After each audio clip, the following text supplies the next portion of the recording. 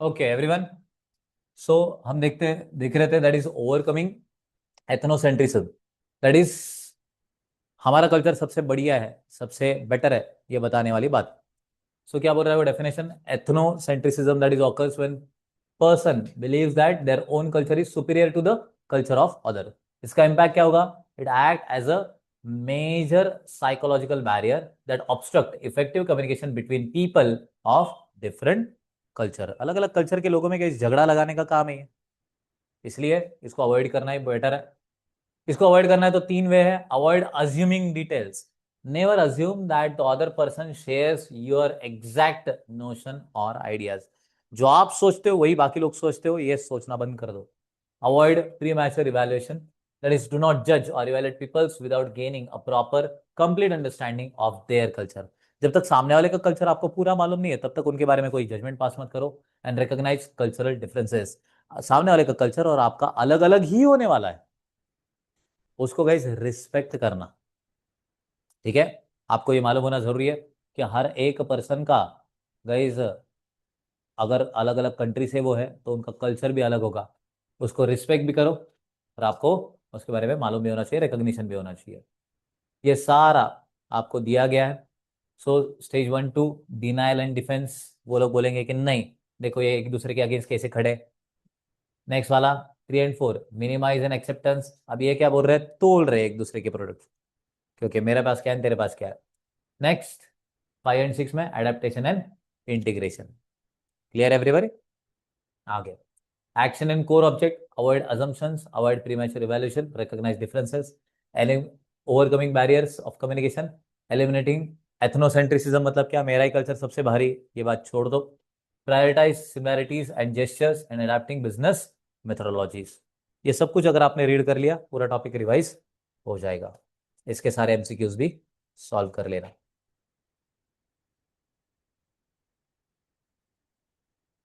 Next, barriers to business communication. कौन सी चीजें है जो बिजनेस कम्युनिकेशन में बैरियर बन सकती है? तो पहला definition, barrier in communication refers to the obstruction that disturbs the smooth transmission of messages, leading to misunderstandings and divisions between parties. This can be in various forms such as noise, improper medium, language, community और region। आप सब लोगों को ये मालूम है कि बहुत सारे ऐसी चीजें हैं जो कम्युनिकेशन को ऑब्स्ट्रक्ट कर सकती है। मुझे अगर कोई भी बात आप तक पहुंचानी है तो उसमें डिफिकल्टी पैदा कर सकती है। The Chinese whisperer example. So आप सब लोगों को मालूम है कि एक लाइन में अगर खड़ा कर दिया और एक मैसेज सामने वाले तक डिस्प्ले करना है, आखिरी तक उसका क्या बन जाता है। टाइप्स ऑफ कम्युनिकेशन बैरियर क्या क्या गए इस कम्युनिकेशन में बैरियर बन सकता है? Background and medium. Issues like background noise, inappropriate communication mediums और physiological defects like shortness of hearing और स्टैमरिंग। स्टैमरिंग इज बात करते हुए रुक रुक के बात करना, वो वाला दिक्कत बहुत सारे लोगों को होता है। रादर हियरिंग कैपेसिटी में अगर लॉस हो गया, सुनना सुनाई कम दे रहा है, ऐसे केस में केस बहुत डिफिकल्टी हो सकती है। आप शादी ब्याह में गए, वहां पे जोर जोर से गाने बज रहे हैं, या फिर आप डीजे के नीचे नाच रहे हो, वहां पे आप किसी से बात करने गए, बात हो सकती है क्या? बिल्कुल नहीं। Causes of physical barrier. पहला डिस्टेंस। बहुत आप अगर ज्योग्राफिकली बहुत दूर हो तो ये क्रिएट कर सकता है barrier. Second, environment, adverse weather. बहुत ज़्यादा बारिश चालू हो गई, बहुत आवाज़ आ रहा है, बैरियर क्रिएट हो सकता है। टेक्निकल डिस्टर्बेंसेस, तो प्रिंटिंग में गलती या फिर आप बात कर रहे हो तो नेटवर्क इश्यू आ जाता है, ये भी डिस्टर्बेंस क्रिएट कर सकता है। And time. अगर मेरे पास कम टाइम है और मुझे बहुत सारी बातें कन्वे करनी है तो वहां पर बैरियर वो क्रिएट हो जाता है, टाइम का, time constraint. Next, semantic that is language barrier. अब अगर लैंग्वेज ही सामने वाले को समझ में नहीं आ रही है तो डिफिकल्टी है।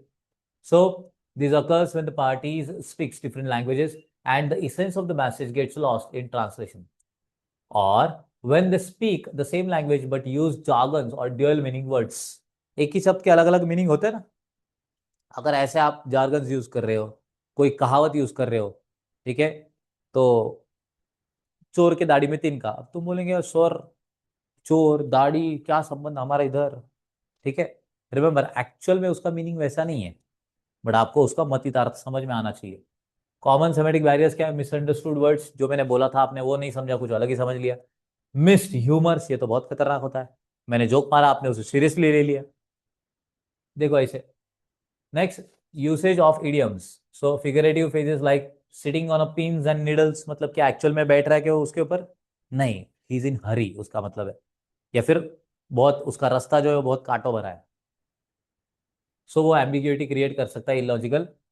या फिर अनफैमिलियर अगर कोई बंदा है तो उसका लिटरल मीनिंग। ठीक है, बंदर क्या जाने अदरक का स्वाद।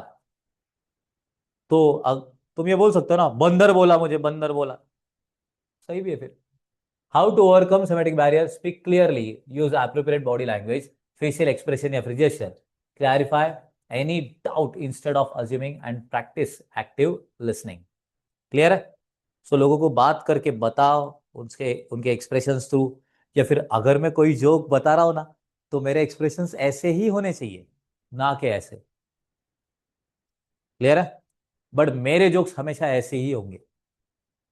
रीजन है, मेरे को पता चल जाता है कि कौन लेक्चर में है। ठीक है? बहुत बार स्माइल देख के आप स्माइल करते हो। हाँ, यॉर्निंग एंड स्माइल, ये ऐसी दो चीजें हैं जो सामने के वाले को देख के अपने को आ जाता है। सो अगर मैं स्माइल कर रहा हूं ना, तो आप भी अननेसेसरी स्माइल करना चालू कर देते। इसलिए तुम देखो, रील में अगर कोई स्माइल कर रहा है तो तुम भी हंस देते। फिर घर वाले पूछते हैं, हाँ, उनको क्या मालूम कम्युनिकेशन का लेक्चर चल रहा है। एनीवे, आ जाओ इधर। Next, psychological barrier, that is पहला इमोशन। इमोशन में बह के हम किसी भी मैसेज को कैसे भी इंटरप्रेट कर देते हैं। ठीक है एवरीबॉडी? इसलिए रिमेंबर दैट आपका मूड ये हेवीली इफेक्ट कर सकता है कम्युनिकेशन को। Halo effect, this happens when one specific trait of person like their appearance और intelligence outweigh all other trait, leading to judgmental biases. So मेरा क्वालिफिकेशन वगैरह इतना ज्यादा हायर है कि मैं जो कुछ भी बोलूं वो आपको सच लगना चालू हो जाता है। हेलो इफेक्ट बोलते हैं इसे। ठीक है? बैरियर, इंफॉर्मेशन ओवरलोड, बहुत ज्यादा इंफॉर्मेशन देना, ये भी गाइस घातक हो सकता है। ठीक है? इसलिए फास्ट ट्रैक रिवीजन है ये। अदर्स, हाँ लिटरली, अब देखिए ना आप, हमने एक एक दो दो घंटे में गाइस पूरे टॉपिक खत्म किए लॉ के। अगर पूरा देखा जाए तो 10-12 घंटे में पूरा लॉ खत्म हो रहा है, जिसको हमने 6 महीने में सीखा है। तो क्या मैं एक आधा दिन भर में एक पूरा सब्जेक्ट उड़ा सकता था क्या? बट मुझे मालूम है ना कि एक लेक्चर के बाद आप क्या करते। जब इसका अभी कंपाइलेशन बन जाएगा पूरे लॉ का, और जो आखिरी दिन ये बच्चा कर रहा होगा, उसको तो पर्याय ही नहीं है। उसको तो कल एग्जाम है या फिर 2 दिन बाद एग्जाम है, तो वो तो करेगा ही। बट जिसके लिए एक एक लेक्चर करना फिजिबल था, उसने एक एक लेक्चर करके कैसे रिटेन किया होगा। And other, that is close mindness या फिर इम्पेशंस। ये आप सब लोगों को मालूम है कि कितना घातक बन सकता है। ठीक है? आपके कम्युनिकेशन में बैरियर बन सकता है। नेक्स्ट, ऑर्गेनाइजेशन के barrier, rules and policies, rules and regulation इतने हैं कि कम्युनिकेशन में वो बैरियर बन सकता है।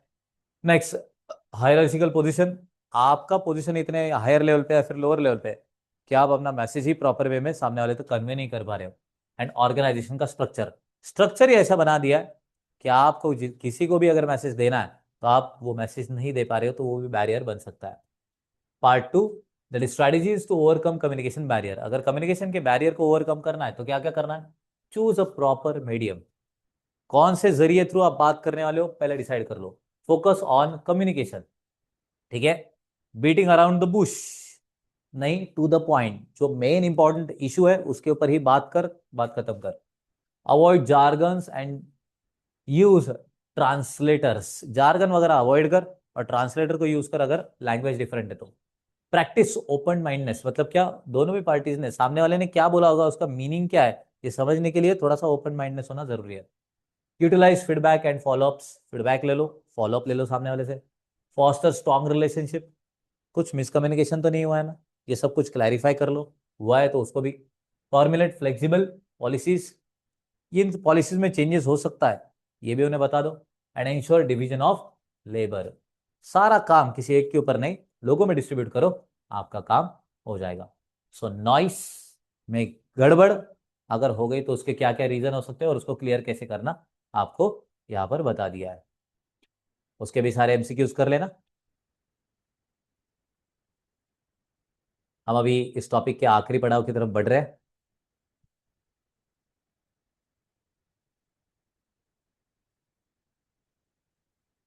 Legal aspect of the business communication. अब कैसा है ना कि आपने रिटर्न में कम्युनिकेट किया, ठीक है, तो गाइस उसका महत्व बहुत अलग है, क्योंकि वो लीगल कैटेगरी में चला जाता है। Let's see introduction to a legal aspect of the business communication. It is vital for all business personnel from entrepreneurs and managers to front line employees to grasp the legal implication of their communication. In this context, the legal aspect means carefully selecting words during business communication to ensure they comply with the country's business and corporate laws. आप जो कुछ भी communicate कर रहे हो आपके against वो आगे जाके यूटिलाइज किया जा सकता है, इसलिए आप कम्युनिकेट करने के लिए जो कोई भी वर्ड्स यूज कर रहे हो एकदम केयरफुली होना जरूरी है। इफ एन ऑर्गेनाइजेशन और individual fails to adhere to these regulation, they can face severe civil litigation. अगर आप गाइस ये करने में फेल हो गए तो आपके अगेंस्ट केस होगी और आपको भुगतना भी पड़ सकता है। Crucial areas with senior legal impact. Product disclaimer, मालूम है ना आपको, ये प्रोडक्ट में डिस्क्लेमर होता है पीछे, कहाँ कहाँ पे यूज करना, टेम्परेचर में वगैरह वगैरह, ठीक है, कहाँ पे उसको स्टोर करके रखना, सब कुछ लिखा हुआ होता है। Legal disclosures, though similar to disclaimers, disclosures are generally less specific. A prime example is a non-disclosure agreement used by the organization to protect intellectual property and prevent employees from sharing sensitive facts with outsiders. Breaching these terms and conditions is legally enforceable in a court of law. Legal disclosure, तो disclaimer और disclosure इसमें difference है। बहुत बार बहुत crucial चीजें guys disclose ही नहीं की जाती, क्यों? पेटेंट, ट्रेडमार्क, कॉपीराइट, उसके वजह से। Next, contracts and internal communication. Business must keep accurate record of minute of meetings and report and contracts. This is not just for historical record, but it is necessary to meet the strict legal compliance. Law ने बताया सारे के सारे record maintain करना है, communication का ही जरिए। Marketing communication, sales and marketing involves various types of communication, including written, oral, gestural, direct and indirect form. Sales representative must be tactful and clever in their presentation to avoid violation business communication laws while describing their product. सो आप अगर अपना product describe कर रहे हो तो वो करते समय भी क्या क्या मार्केटिंग के भी लॉज है वो भी मद्देनजर रखना और उसी के हिसाब से काम करना। क्लियर है? Next, strategies to prevent legal threat. अगर आपको लीगल थ्रेट से बचना है तो क्या करना पड़ेगा? पहला, मेंटेन रोबस्ट डॉक्यूमेंटेशन, हर एक चीज का डॉक्यूमेंट मेंटेन कर।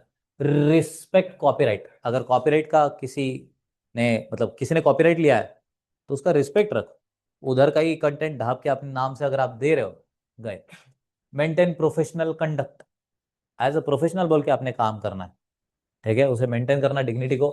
एंश्योर फाइनेंशियल इंटीग्रिटी, ठीक है, विंडो ड्रेसिंग वगैरह नहीं होना चाहिए, फाइनेंशियल इंटीग्रिटी आपने होना चाहिए, बैलेंस शीट वगैरह और फाइनेंशियल डॉक्यूमेंट क्लियर कट होने चाहिए। Update legal documents, legal documents को रेगुलर बेसिस पे अपडेट रखना। प्रोटेक्ट कॉन्फिडेंशियलिटी, ठीक है, सो सीक्रेसी मेंटेन करना आपका ही दायित्व है। ट्रेन स्टाफ एडिक्वेटली, आपके स्टाफ को भी उसी हिसाब से गाइस आपने क्या करना है? ट्रेन करना है। तो आपके ऊपर कोई भी लीगल केस फाइल भी हो गई तभी भी आप उसमें से बच के बाहर आ जाएंगे। लीगल केस फाइल में होना ये कुछ काम का नहीं है, उससे प्रूव होने के बाद आपका गिल्टी होना यह बहुत खतरनाक होता है। ऐसे तो उठ के मैं भी इसके अगेंस्ट केस फाइल कर सकता हूं, इशू ये है कि इसका गिल्टी होना, समझा? बहुत खतरनाक। क्लासरूम की एक्टिविटी तो वो आप सब लोगों को मालूम है कि एक फ्रॉड, मतलब वो एक कंपनी रहती है उसमें फ्रॉड वगैरह रहता है तो उससे रिगार्डिंग तो एक्टिविटी एक बार देख लेना, वो आपकी किसी काम की नहीं। एक बार फास्ट रिवीजन इसमें, duty to warn and disclose, ठीक है, failure to provide product disclaimers और protect intellectual property through NDAs grants parties legal grounds to sue. By default आपको डिस्क्लोजर देना पड़ता है ना, कंपनी का प्रोडक्ट के ऊपर भी होता है, लीगल डिस्क्लोजर भी है। रोबस्ट डॉक्यूमेंटेशन, सो आपको अगर लीगल प्रोटेक्शन चाहिए तो क्या है? Robust documentation, professional conduct and copyright, comprehensive staff training. वैसे अगर हाई रिस्क कम्युनिकेशन में integrity in financial and marketing report and the cost of poor record keeping, अगर आपने रिकॉर्ड कीपिंग प्रॉपरली नहीं रखा तो आप जेल में गए, याद रख लेना। एंड इसी का गाइस लास्ट टॉपिक,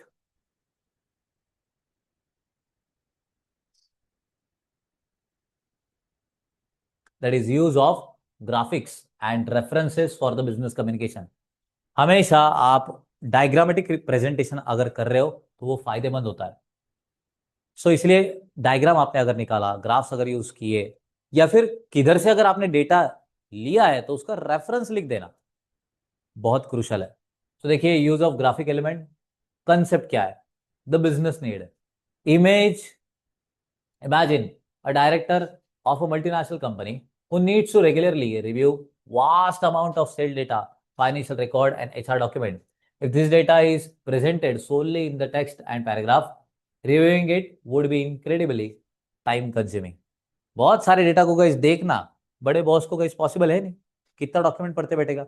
एक आधी इमेज में अगर वो चला गया, आसान हो जाएगा। सॉल्यूशन क्या है? Presenting data through chart, graph, presentation makes reviewing much faster and easier.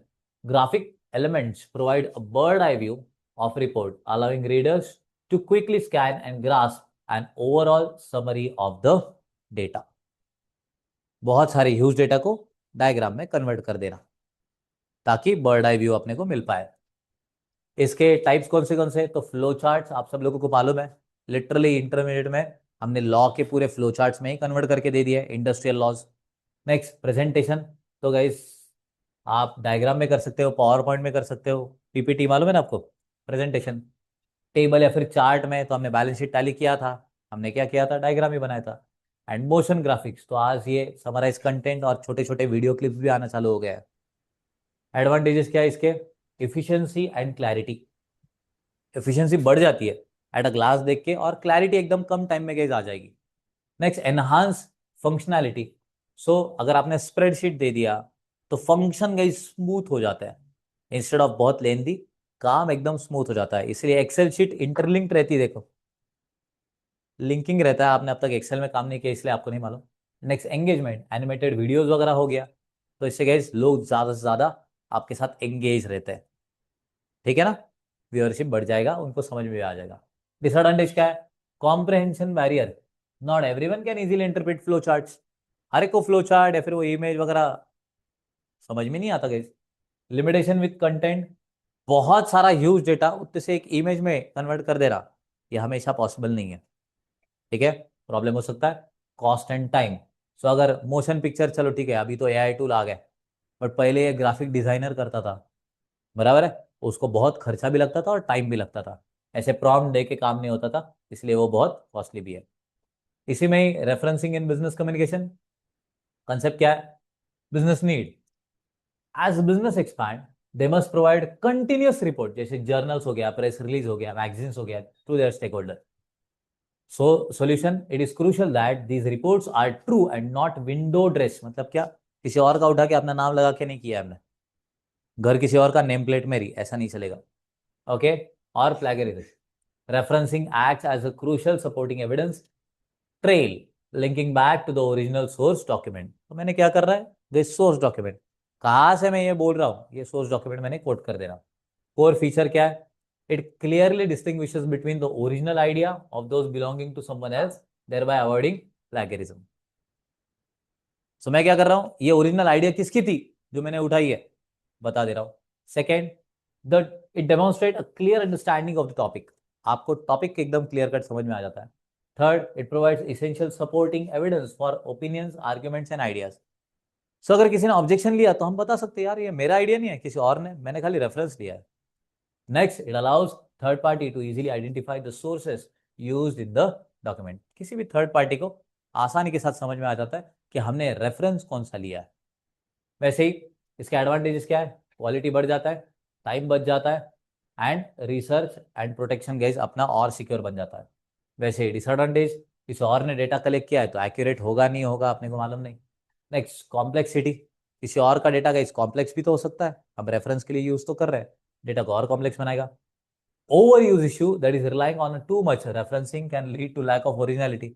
मैं सारी चीजों का रेफरेंस ही ले रहा हूं तो मेरा क्या है उसमें?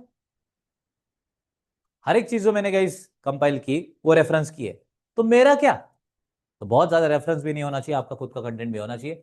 And rigidity. Remember that the process can introduce rigidity into research and is inherently time consuming.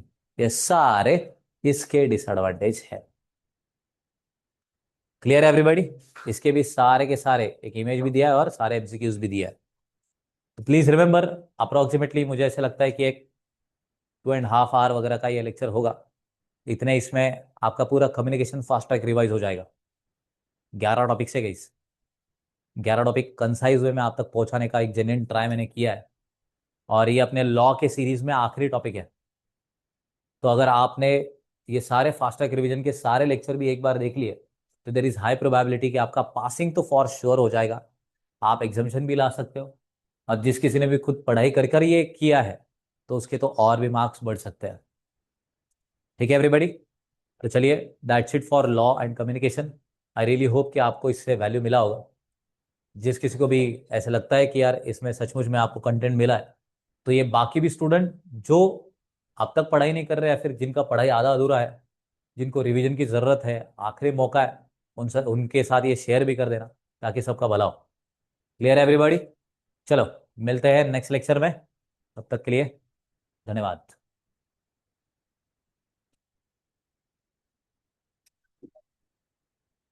Yes.